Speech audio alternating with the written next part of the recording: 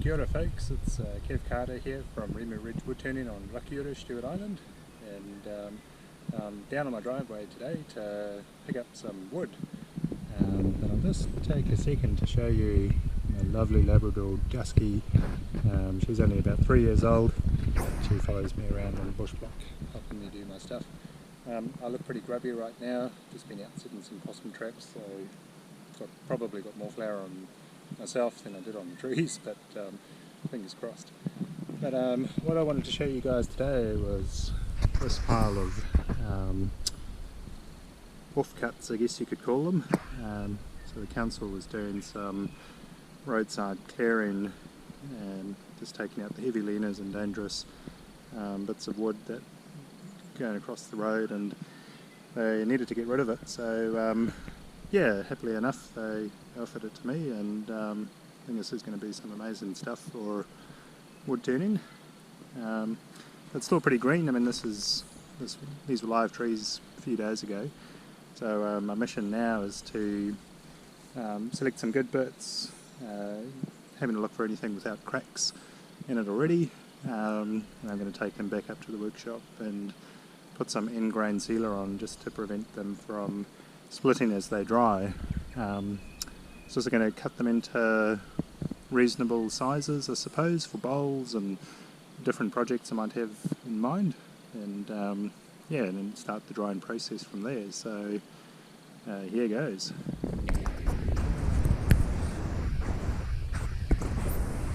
There's another cool thing here just in the shop just below that pile, and it's some of the old historic tramway artifacts, I guess you could call them, and this is from the days of logging throughout this area. So there's actually an old cut-in where they straightened out a bit of the hillside to get their trams through, as these trams were used to haul logs back to the mills.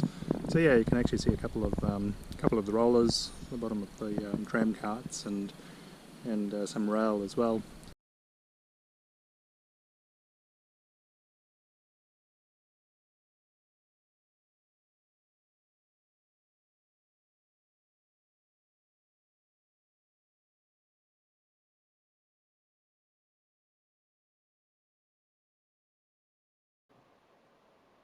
Yeah, g'day folks. So we're back in the workshop now, and it's actually a couple of days later. Apologies for the GoPro footage while I was collecting this wood. I realised you might have been looking at the back end of my dog for some time. Haven't actually looked at that video yet, so yeah, we may have to do some editing. But hey, look, here's one of our bits that we got from the roadside, just from some clearing that they were doing for dangerous trees on the roadside, and yeah, it's a Kamahi pole. You can see it's actually not probably a little bit technical through the middle there, but I was quite interested in this piece because it had decent diameter on either end. I mean, it is a little bit small for things like bowls or whatever, but pretty close to perfect for the little lidded boxes that I'd like to make. Just a little round box with a removable lid. But yeah, so this timber is still wet, and what I want to do now is just cut it to size and start the drying process. So what I'm going to do with all of the pieces is I'm going to number them so that we can track each piece from where it started and what it ends up as. So yeah, always nice to have a little bit of a backstory in the piece, that the finished piece anyway. So yeah, this is a little bit of Kamahi, and we'll get started on preparing it. Cool. So the first thing I'm going to do is just measure out a few lengths, and leaving a little bit extra on as well, just to create little steps to put into the chuck, and also to trim off the little dent that will be left by the live centre on the other end. But I reckon I could probably get 3 or 4 little boxes out of this anyway. So here we go.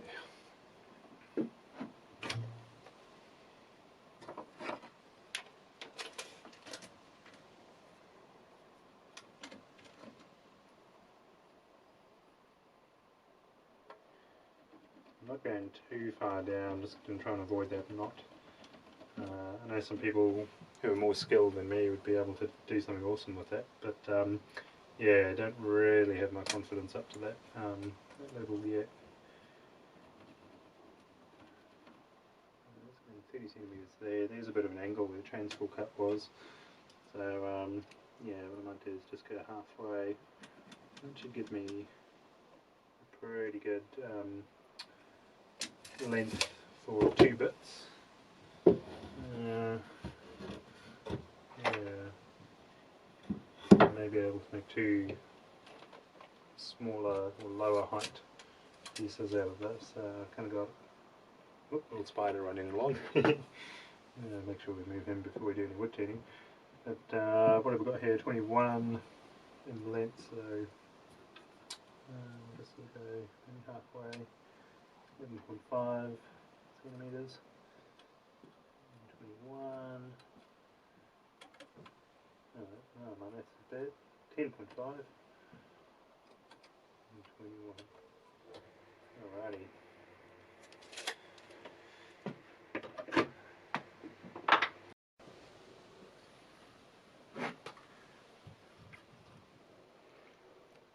Okay. Try and go as square on as we can. Like that.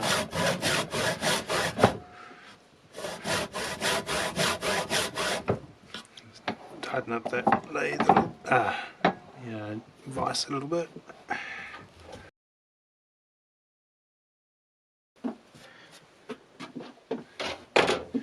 Well, I'm going to risk it. I'm going to use my good saw.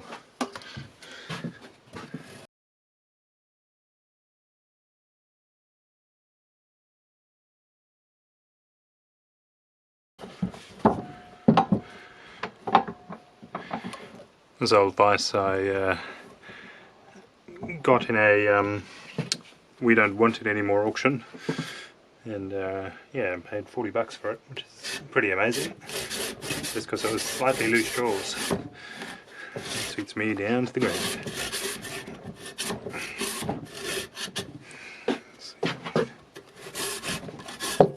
There we go. Well, not too bad. Where are we? There we go. Not too bad. Still got a nice diameter on it. There's a bit of a dip in here. I may have to come back up a little bit just to avoid that, but yeah. Anyways, no trouble. So one nice bit there, which we should be able to get 2 pieces out of. 2 little boxes. Let's do the other side.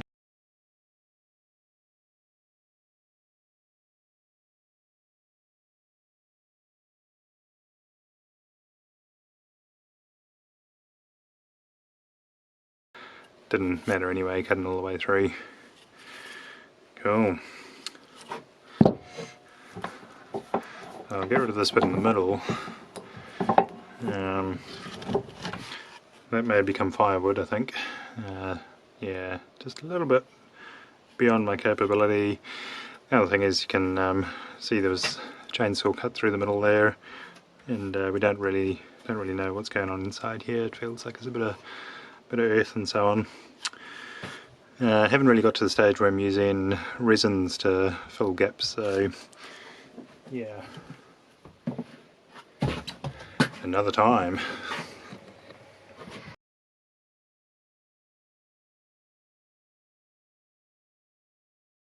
Ah, beautiful. So we should be able to do something with that. Another piece here, which will be even easier because it doesn't have the angled chainsaw cut on it. This should be roughly level, depending on my skills at cross cutting. And here's the other piece. And yeah. 4 nice calm here boxes when you're done.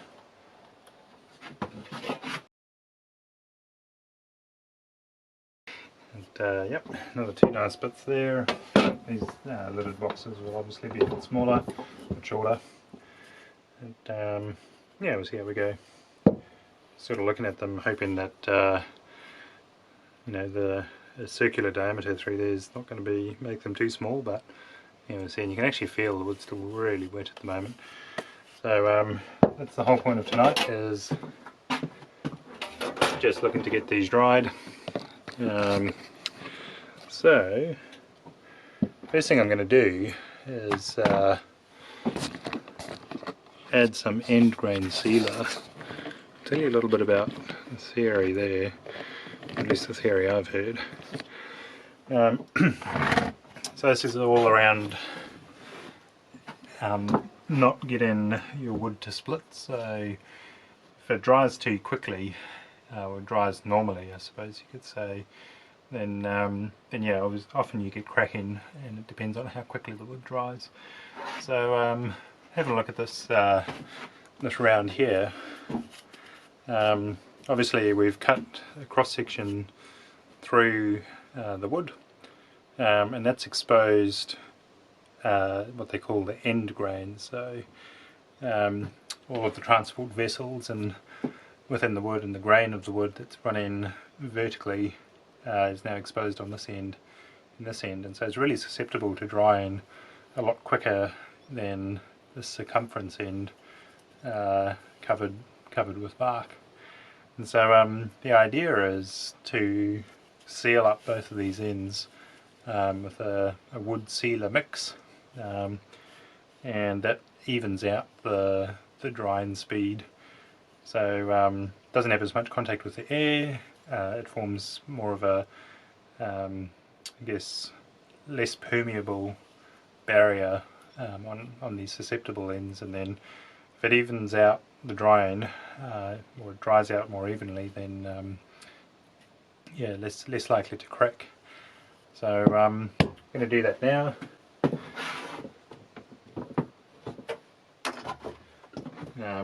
I just bought this from one of our local suppliers. I say local, nobody's really local on Stewart Island. It comes from up north near Auckland, other side of the country, but hey, that's the name of the game. So yeah, I'll show you guys what I'm talking about.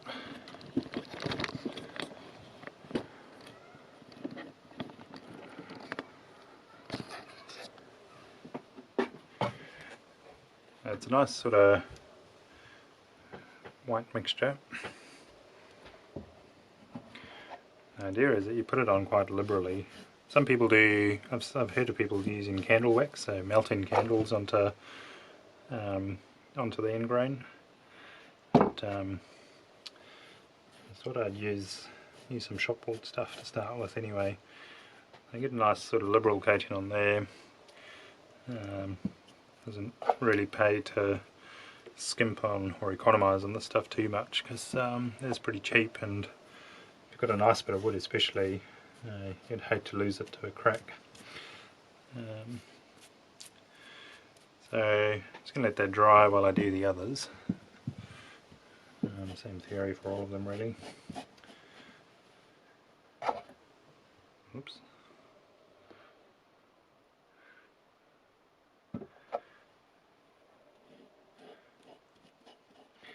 There's a whole school of thought you can get into around turning greenwood as well. I've done a little bit of that, which has been great. Really fun to turn greenwood, nice and easy. It doesn't matter as much about how sharp your tools are. But the problem with it is that you end up with a nice piece, and then about 2 weeks later, all of a sudden it splits. So some people do turn green wood, but they does involve a bunch of follow-up work as well. Sometimes what I've seen done as well as the preparation of wood, so you might do some basic cuts just to get it in the rough shape that you want. Then you apply your sealant all over the piece, including the perimeters that you've trimmed off and shaped, and then you apply this end grain sealer and let it dry, and then come back to it to finish it off later. But thought I'd go a little bit more traditional with these, I suppose, and just yeah, just let them dry fully before turning them. one more to go.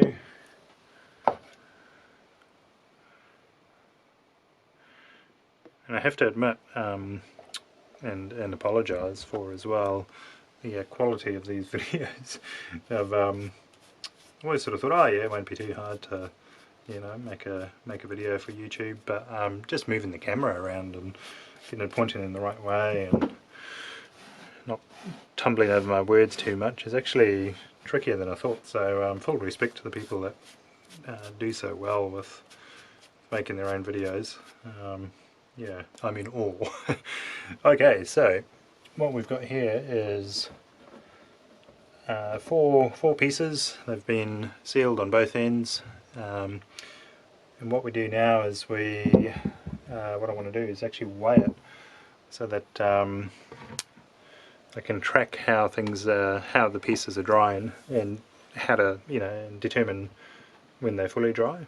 So the theory here is that you weigh them and then you record the weights of each piece, and then when the weights stop changing, when it stabilizes, then you can be confident that it's fully dried out and ready to use. So I'm actually selling these from the kitchen. Don't tell anyone. I haven't got my workshop set yet, but this should be a nice sensitive scale. You can get a decimal point in a gram, so that's pretty accurate. So what we've got here, it's in ounces. Hang on. I'm try and get into metric. Okay, grams. Thought that sounded a bit light. So 529 grams. So what I'm going to do is just actually write that on the piece. 529 grams.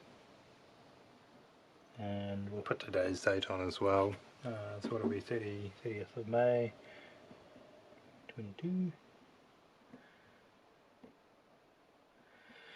Cool. So we can just keep track of that as we go. I'll probably come back and weigh them every couple of weeks, something like that. I haven't really done this before that accurately, so don't exactly know how quickly how long it'll take to dry out, but we'll see. What have we got there? 556 grams.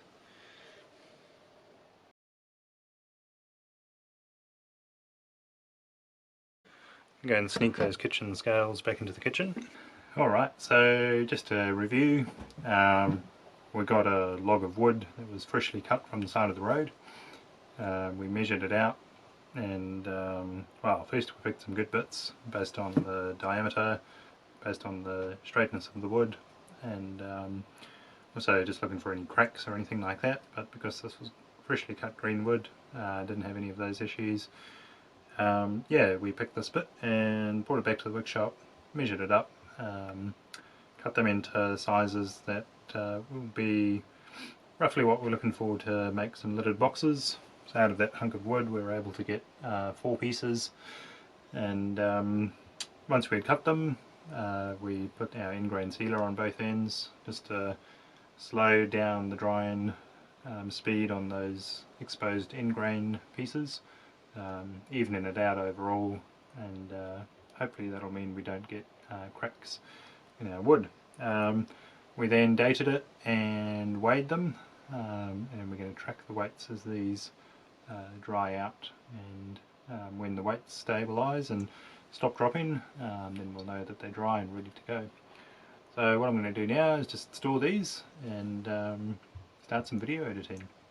Oh well, thanks very much team, and we'll see you for our next video. Yeah, brilliant, thanks guys. Rimu Ridge woodturning.